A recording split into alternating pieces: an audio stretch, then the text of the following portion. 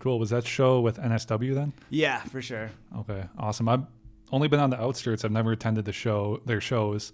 I've seen the merger happen over the past couple of years, and they've been absolutely killing it. Yeah, totally. They do a really good job at throwing shows that cater to, the bass music that we're into. I would say they're probably the biggest to do it in Chicago, and maybe one or if not of two who really do it. But they were separated to begin with. It was Notion Presents and then Swamp Hoover Productions. Yep. And then eventually they just merged, I think the past 2 years, 2 or 3 years maybe. Mm-hmm. So after combining forces, I thought it was a smart move on their part because, why not? And yeah, they're definitely continuously pushing the scene in Chicago for sure.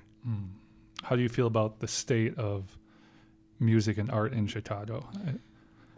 Specifically the electronic scene. Yes, for sure. So, I was going to say that before you said electronic scene, there's just so much going on in Chicago all the time, especially when it comes to the arts. But specifically in the electronic music, I think it's really, I wouldn't say it's stagnant at the moment, but there's a lot of repeat incidents that are happening. So it's kind of, the same people who are on tours coming through Chicago, whether it's, in the beginning of the year or during the summer or the fall tours and stuff like that. So you get a lot of the big name acts that are playing, a lot of the acts who people are familiar with, a lot of things that you can expect basically. But there are moments where there's opportunities to go see people who you've never seen before or thought you would never see before. So it's a little bit of a mixture. There's always new, fresh stuff that is happening, mixed in with the stuff that's you can expect, basically.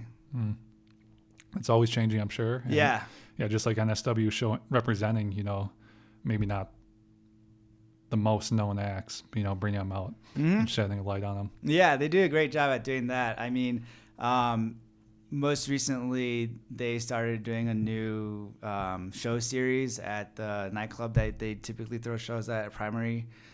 They've had a couple cool artists that came through recently. For the Sub Club, is it?